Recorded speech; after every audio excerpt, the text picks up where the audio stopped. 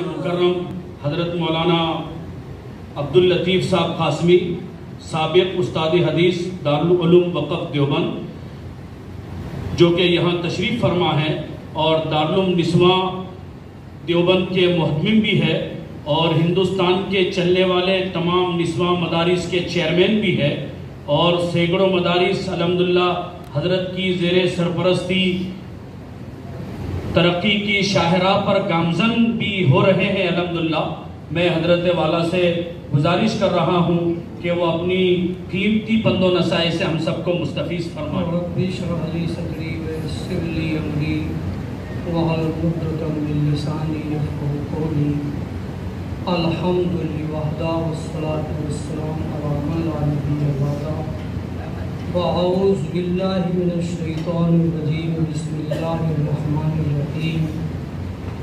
मन ऊतल हिकमता फ़क़द ऊतिया खैरन कसीरा। बिरादराने इस्लाम, स्टेज पर मौजूद उलमाए किराम, तलबाए अज़ीज़,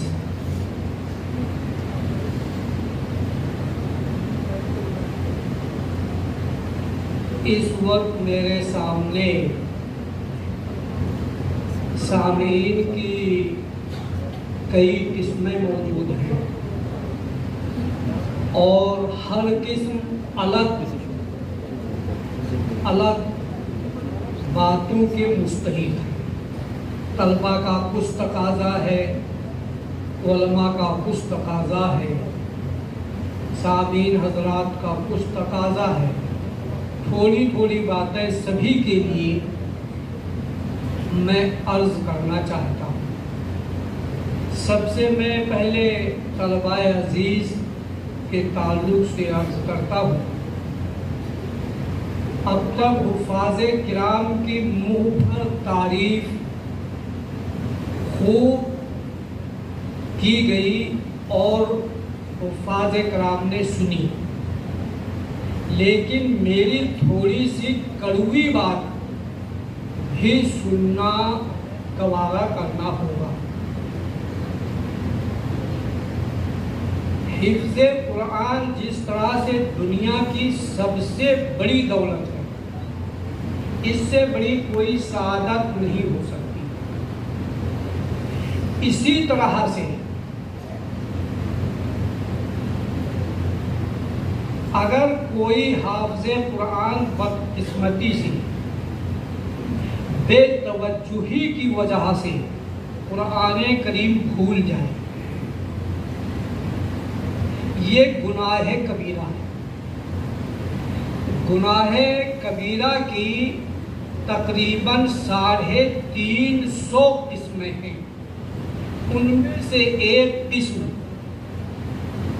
कुरान करीम को हिफ्ज़ करे और गफलतन भुला दे, बेतवज्जुही करे कुरान पर और भूल जाए।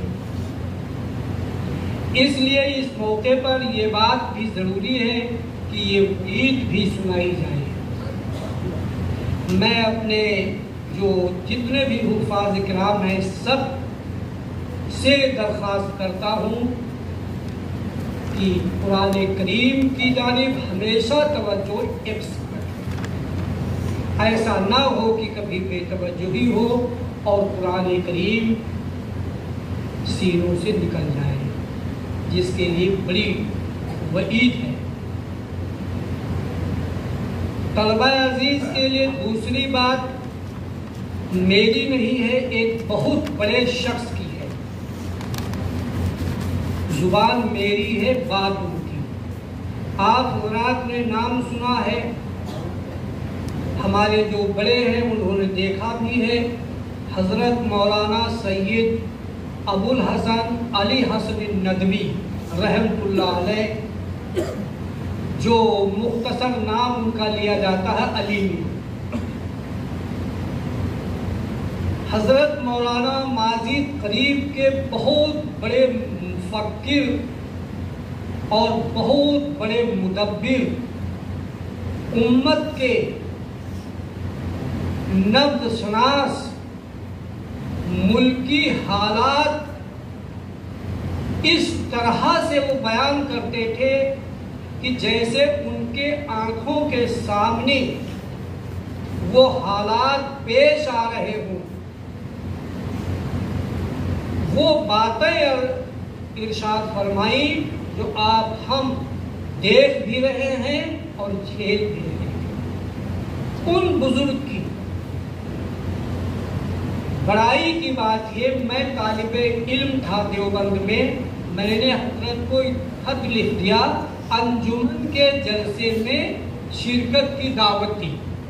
अजीब अहमकाना काम, एक मामूली सा तालिब इल्म अपने जलसे की दावत उस शख्स को दे रहा है जिस शख्स को शाह फैसल अवार्ड से नवाजा जा चुका था। हजरत की बड़ाई की बात ये कि इस मामूली से तालिबे इल्म का जवाब भी दिया। वो जवाब जो लिख करके भेजा हजरत ने, वो मैं अपने बच्चों को सुनाना चाहता हूँ। है वो सबके लिए मुफीद। हजरत ने लिखा,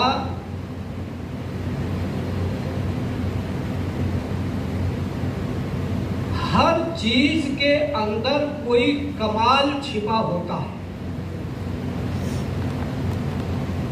कोई भी चीज दुनिया की है, ऐसी अल्लाह ने चीज नहीं पैदा की जिसमें कोई खुसूसियत ना हो, जिसमें कोई कमाल ना हो।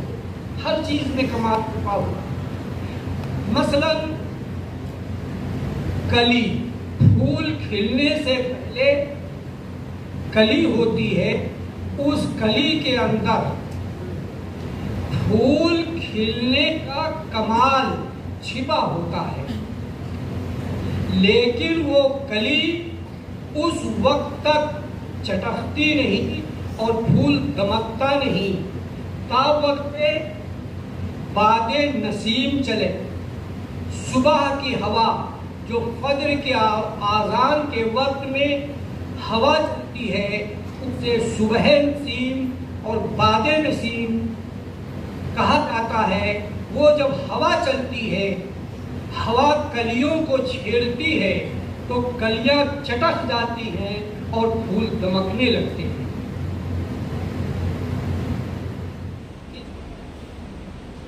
इसी तरह से बच्चों के दिल कलियों के मानिंद। हर बच्चे के अंदर कमाल छिपा हुआ है, एक बहुत बड़ा आलिम बनने का। हर बच्चे के अंदर राज़ी और गज़ाली बनने का कमाल छिपा है। हर बच्चे के अंदर किसी को अल्लाह ने महरूम नहीं किया है। हर बच्चे के दिल में ये कमाल मुस्बता है, लेकिन ये दिल की कलियां उस वक्त तक चटकती नहीं और कमाल जाहिर नहीं होता ता वक्त उन बच्चों को तालीम के हवाले न कर दिया। जब वो बच्चे तालीम पाते हैं तो उस तालीम के जरिया उनके अंदर छिपा हुआ कमाल जाहिर हो जाता है। ये हमारे तालीमी इदारे, ये बादे नसीब हमारी अगला नस्लों के लिए, हमारे इन बच्चों के लिए। कितने बदनसीब हैं हमारे वो बच्चे जो इस दौलत से महरूम हो जाते हैं। अब महरूम होने के तो वजूहात हैं। उन वजूहात को बयान करने का मौका नहीं है। बस इतना कहना काफी है कि हर आदमी को ये कोशिश करनी चाहिए कि अपने बच्चों को तालीम दे और उन बच्चों को भी तालीम दे जिन बच्चों का कोई वली वारिस नहीं। वो बच्चे भी आप ही के बच्चे हैं। सिर्फ आपके बच्चे आपके बच्चे नहीं हैं। हर बच्चा आपका बच्चा है। हर बच्चा, वो बच्चा हो या बच्ची हो, सबको तालीम चाहिए। हम आपको मिलकर तमाम बच्चों को तालीम देनी चाहिए।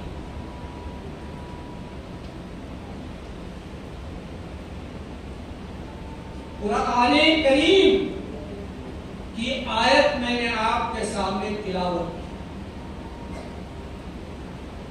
इस आयत करीमा की तफसीर हमारे दो बुजुर्गों ने की, वो मैं आपके सामने करूंगा। मन ऊतल हिकमता फकत ऊतिया खैरन कसीरा। आम तर्जुमा है इसका, जिसको हिकमत दे दी गई गोया कि उसको बहुत बड़ी दौलत दे दी। लेकिन दो बुजुर्गों ने जो इसका तर्जुमा किया है वो पूरे उम्मते मुस्लिमा के लिए आबे हयात है। हजरत मौलाना अबुल हसन अली हसनी नदवी रहमतुल्लाह अलैह और दूसरे हकीमुल इस्लाम काली मोहम्मद तैयब रहमतुल्लाह, इन दो बुजुर्गों से हमने जो तफसीर सुनी वो इस आयत की तफसीर करते हैं कि जिसको टेक्निकल उलूम दे दिए गए थे उनको दौलत कसीर यानी हुकूमत दे दी। हजरत मौलाना अली मियां साहब रहमतुल्लाह अलैह की आज से 46 साल पहले मैंने तकरीर सुनी थी। उसके चंद इक़्तिबासात आपके सामने अर्ज करता हूं।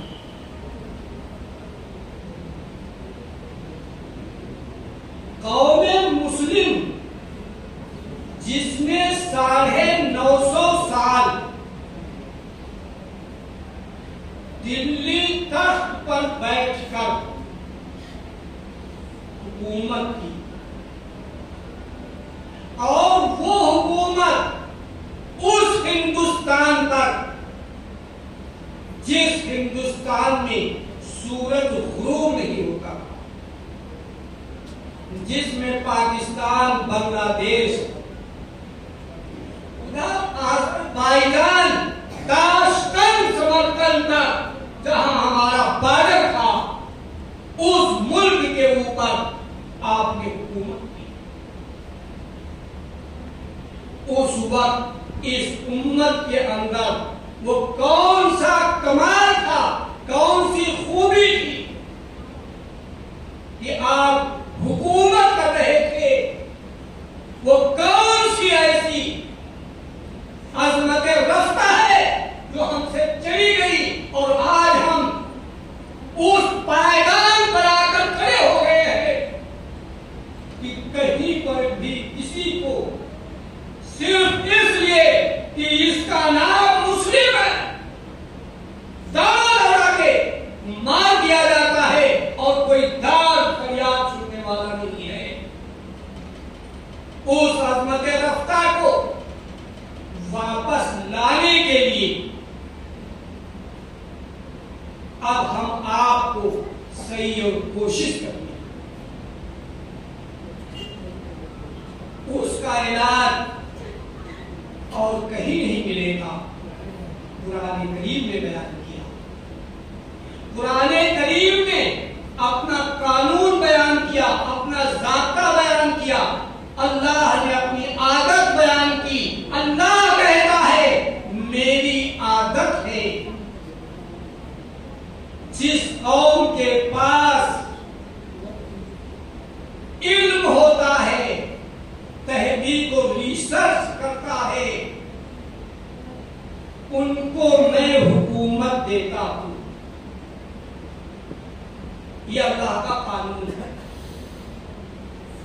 अब हम आप अपने गरीबान में झांक करके देखें, खुद आप फैसला कीजिए, क्या आप हुकूमत करने के मुस्तहिक हैं?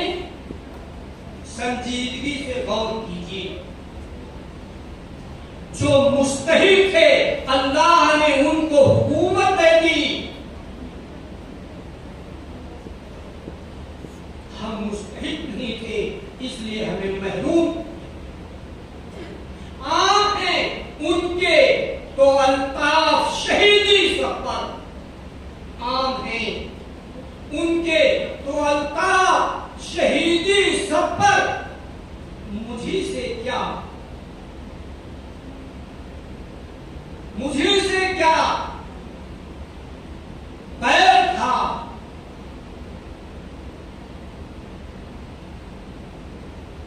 हमसे कहीं न कहीं चूक हुई है, वरना अल्लाह को हमसे कोई बैर नहीं है कि हमें महरूम कर दिया। उसके तो अल्ताफ व इनायात आम हैं, पर हम महरूम हैं। हमारी महरूमी के पीछे खुद हमारा हक है। आप देखिए जो आपके सामने है, 99 साल की उम्र पूरी होने जा रही है आरएसएस। 99 साल उम्र में आरएसएस ने एक भी मंदिर नहीं बनाया। ये कुर्बानी की है, तब जाकर अयोध्या में एक मंदिर बनाने लगे।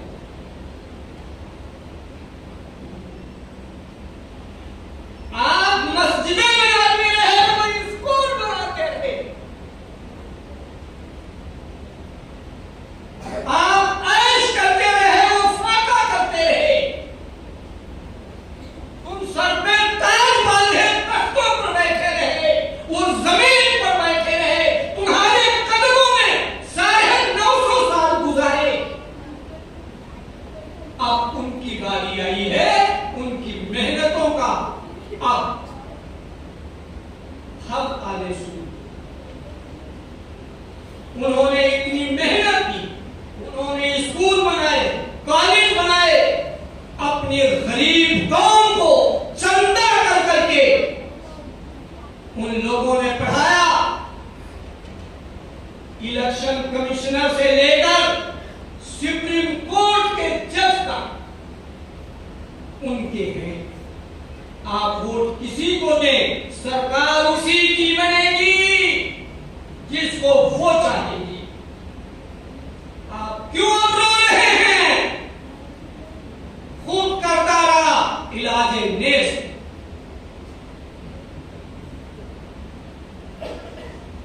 हमारा खुद का ये गुनाह है।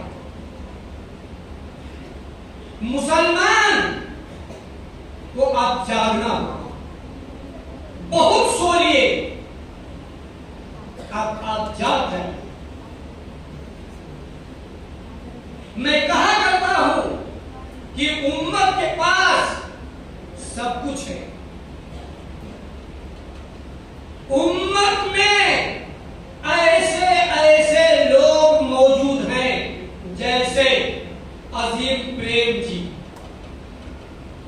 अजीम प्रेम जी उस शख्सियत का नाम है जो 27 करोड़ रुपया पर डे खैरात करता है। लेकिन किसको खैरात करता है? वो खैरात कहां जा रही है? वो हिंदुस्तान के सबसे बड़े गरीब आदमी नरेंद्र भाई दामोदर दास मोदी हुकूमत को दे रहा है। और शख्स खैरात कितने? 27 करोड़ रुपया पर डे खैरात करता है वो शख्स। और ये आपके सलमान हारू शाहू, इनको जानते हो, एक झटके में 7-7 हजार करोड़ देने वाले, ये तुम्हारी उम्मत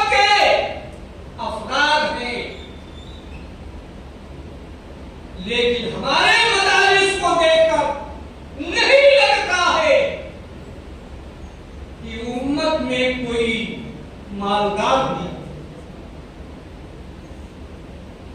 मसाजिद को देख कर लगता है कि हर फर्द मालदार है, मदरसे को देख कर लगता है हर आदमी कंगाल है, स्कूल और कॉलेज के एतबार से लगता है उम्मत मुर्दा हो रही है, उम्मत में जाने ही नहीं रही है, बेहिस हो गई है उम्मत। अब आपको अपने स्कूल बनाने होंगे, आपको अपने कॉलेज बनाने होंगे। ये मामूली सा नमूना दिखाया गया है आपको कर्नाटक का, जो हिजाब उतारा गया है। सबक लो, इससे दूर तक सोचो। आज हिजाब उतारा गया है, क्या क्या उतारा जाएगा नहीं कहा जा सकता। आप अपने स्कूल बनाए, अपने कॉलेज बनाए, आपके पास पैसा है, लेकिन पैसा खर्च करने का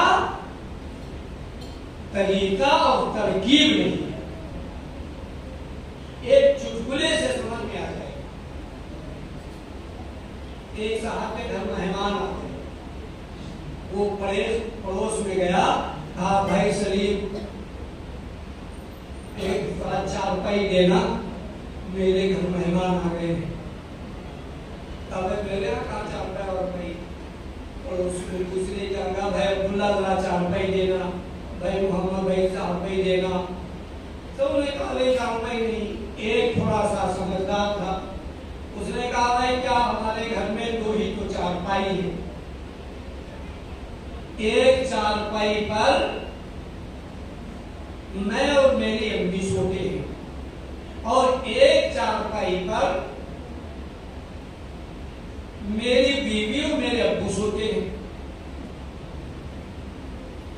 तो कहा भाई 4 रुपये दे, मैं दे, अल्लाह के वास्ते तरतीब से ही कर लिया। अपनी अपनी बीवियों के पास सो, बेटा अम्मी पास हो रहा है, बाप बहू के पास हो रहा है। 4 पाइयां तो तब भी 2 ही लगेंगी ना। तरतीब से ही करने की जरूरत है, आपको तरतीब से ही करनी है। सिर्फ पैसा बहुत है, यह उम्मत मालदार भी है, दिलदार भी है, दीनदार भी है, देनदार भी है। तरतीब नहीं। उम्मत के पास पैसा, अरे मुर्जा की उम्मत। मैंने हिसाब लगाया, 1 साल में मुसलमान जो नफली हज उम्रे करते, फर्ज हज छोड़ दो, फर्ज तो फर्ज है, वो करना ही करना है। जिंदगी में एक हज फर्ज है।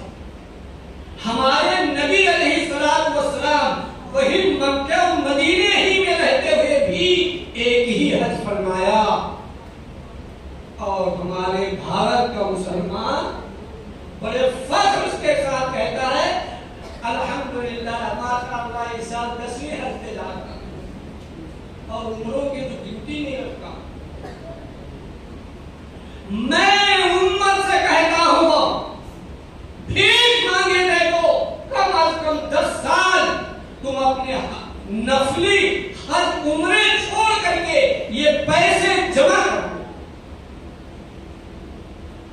हर गांव, कलिया, कस्बा, शहर से आपके स्कूल और कॉलेज बन जाएंगे।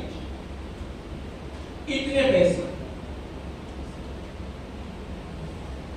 सिर्फ एयर इंडिया को फायदा होता है आपके हज उम्रे से, और किसी को नहीं होता उस हज करने वाले, उम्रा करने वाले कि रियाकारी की वजह से खुद उसको कोई सवाब नहीं मिलता। उम्मत के पैसे जा रहे हैं।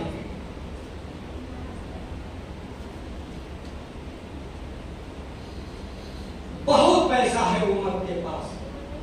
अल्लाह के वास्ते समझ जाओ, ये शादी ब्याह की फजूल खर्चियां बंद कर दो। हर मोहल्ले की, हर मस्जिद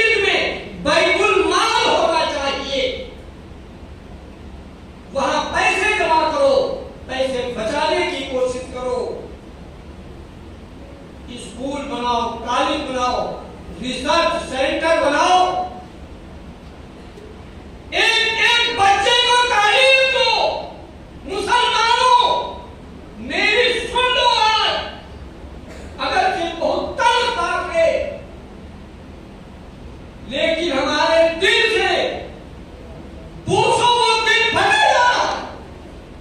उम्मत के हालात क्या है? मैं कहने पर मजबूर, मैं कहता हूं आपसे, जिस तरह से गवर्नमेंट ऑफ इंडिया ने एक बच्चे को ढूंढ ढूंढ करके पोलियो ड्रॉप पिलाया है। मुसलमानों, तुम एक बच्चे को तालीम दिलाओ, ये इस्लाम का बात फिर लहरा उठेगा इंशाअल्लाह। तालीम की तरफ तवज्जो, इसके सिवा आपके पास अब कोई रास्ता बचा नहीं है। हजरत अब्दुल्ला इब्ने मुबारक रहमतुल्लाह अलैह हज के लिए निकले, पूरा काफिला साथ है। अभी शहर के किनारे पर थे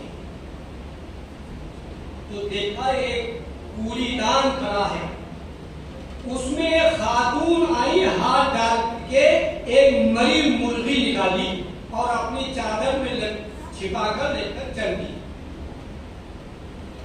हजरत के पीछे से नजर पड़ी तो हजरत ने फरमाया कि बहन ये हराम है, क्या करोगी, मुर्गी मरी हुई है ये। उस बहन ने जो जवाब दिया, बहन ने कहा कि मौलवी साहब अपना फतवा अपनी जेब में रखो, मैं बेवा हूं, मेरे सर पे कोई छत नहीं है, हमारा मकान नहीं है, और मेरी 4 यतीम बच्चियां हैं और चारों जवान हैं, शादी के लायक हैं। आज 3 दिन से फाके की हालत में है, फाके की ताब ना लाकर हमारी बच्चियां बेहोश हो गई। कुछ तो उनके मुंह में डालूं कि उनको होश आए। हजरत हज के लिए जो कमर के ऊपर उस वक्त अशरफियां चलती थी, वो तोड़ा कहलाता था उर्दू में, वो अशरफियों की थैली बांधे हुए थे, वो खोल करके उस बहन के हवाले किया और कहा ले जाओ बहन, इसमें तुम्हारा मकान भी बन जाएगा, बच्चों की शादियां भी हो जाएंगी, अगर कोई कमी पड़े तो फला देंगे मेरा मकान, वहां से ले लेगा। हजरत हज ना जाकर अपने घर वापस हो गए। मैदान अरफात में, अरफा के दिन मैदान अरफात में एक बादल का टुकड़ा आया। उस बादल के टुकड़े से एक गैबी आवाज आई, अब्दुल्ला इब्ने मुबारक के सिवा किसी का भी हज कबूल नहीं हुआ। ताज्जुब हुआ लोगों को कि हम आए, हमने हमारा नहीं कबूल हुआ, और जो शख्स नहीं आया उसका कबूल हुआ।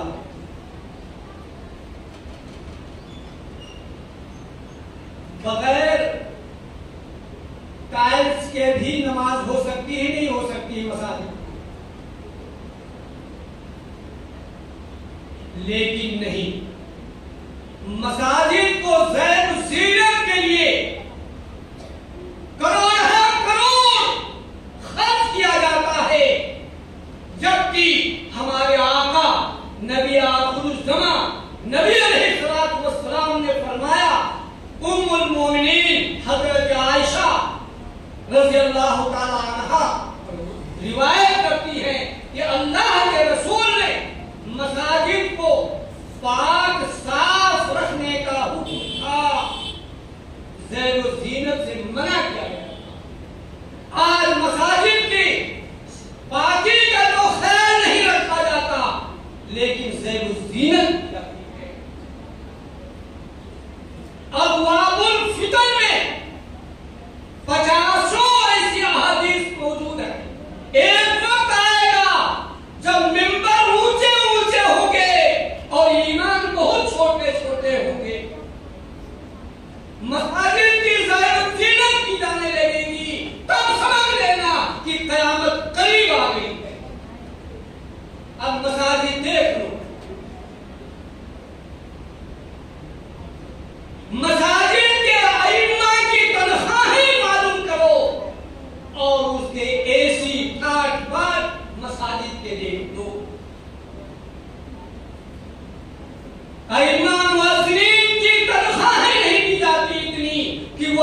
बच्चों को तालीम दे पाए, पेट भर खाना खा ले, इतनी भी तनख्वाहें नहीं दी जाती और मसाजिद के ऊपर बेहुदा खर्च किया जाता है। अल्लाह के वास्ते होश लाने की जरूरत है। तालीम मुकद्दम है। हमारे आका अलैहिस्सलातु वस्सलाम जब मक्के से मदीने की हिजरत फरमाते हैं, मदीना पहुंच करके आप अलैहिस्सलातु वस्सलाम ने पहले मस्जिद नहीं बनाई थी, अपना घर नहीं बनाया था। हमारे नबी अलैहिस्सलातु वस्सलाम ने मदीने में पहले मदरसा बनाया था जिसका नाम सुफ़ा, और वो मदरसा ही नहीं, वो एक इंटरनेशनल लैंग्वेज इंस्टीट्यूट था जहां पर हर भाषा, हर जुबान, हर सब्जेक्ट पढ़ाया जाता। हमारे नबी ने सबसे ज्यादा जोर तालीम पर, सही लौट के आना पड़ेगा। हम आपको तालीम की तरफ जरूरत है, ध्यान दें। हमारे मदरसे की बेबसी, बेकसी, इनकी लाचारी, इनकी मजबूरी, ये जाने कैसे हमारे मौलवी इन मदारिस को चला रहे हैं, चला नहीं बल्कि घसीट रहे हैं। आपके पास पैसे हैं मगर वो तालीम के लिए नहीं है। अगर इनको भी कहीं मौलवियों को सूझ गई तुम्हारी वाली, अगर तुम तिजारत कर सकते हो, ये मौलवी भी तिजारत कर सकते हैं। अगर ये ठेला लगाकर खड़े हो गए, मूंगफलियां बेचने लगे, ये भी जो तनख्वाह देते हो इससे कई गुना ज्यादा कमा लेंगे। ये मुदर्रिसीन अगर तदरीस छोड़ करके ये कहीं केले बेचने लगेंगे, इससे ज्यादा कमा लेंगे। अगर तुमने तवज्जो नहीं की, आप चंदा नहीं देंगे, आप मदरसे का ताउन नहीं करेंगे, मुहतमिम कहां से उनको तनख्वाहेंगे? अब वक्त है जो तालीमी इदारे हैं, इन तालीमी इदारों को मजबूत करो, अपनी पाक कमाई से इन इदारों को मजबूत करो। अब वक्त आ गया है इन दीनी इदारों के साथ असली इदारे कायम करो, अपने स्कूल और कॉलेज बनाओ, रिसर्च इंस्टीट्यूट्स बनाओ। आप 25% भारत में हैं और 1% भी गवर्नमेंट की सर्विसेज में आप नहीं हैं। अब मस्जिद बनाने का नहीं, अब मस्जिद बचाने का वक्त आ गया। इन मसाजिद को बचाने की जरूरत। अगर हम थाने में एक दो आपने कांस्टेबल भेज दिए, फिर भी आपकी मस्जिद की जानिब कोई नजर नहीं आएगा। सिर्फ और सिर्फ एक ही फार्मूला है आपके पास कि आप तालीम आम करें। एक बच्चा, एक बच्ची आपका अब स्कूल जाए, हर बच्चा तालीम पाए। गवर्नमेंट सर्विसेज के अंदर आपकी साझेदारी, भागीदारी और हिस्सेदारी यकीनी बनाई जाए। इसके सिवा और कोई दूसरा फार्मूला नहीं है, सिर्फ एक ही फार्मूला है, तालीम आम करो, तालीम दोनों तरह।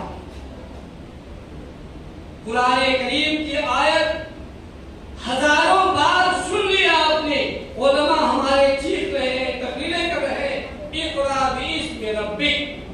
कुरान की सबसे पहली आयत ही है, पढ़ो। इस आयत के दोस्तों दो इक़रा पढ़ो, सब कुछ पढ़ो, बिस्मि रब्बिक, दुनिया के साथ रब के नाम से। तो ये आपके असली और दीनी दोनों तरह के इदारे आपके होने चाहिए। इन पर पूरी हमें आपको तवज्जो देनी है। अल्लाह तबारक व तआला जब बंदा मेहनत करता है, कोशिश करता है, उसको कामयाब फरमाता है।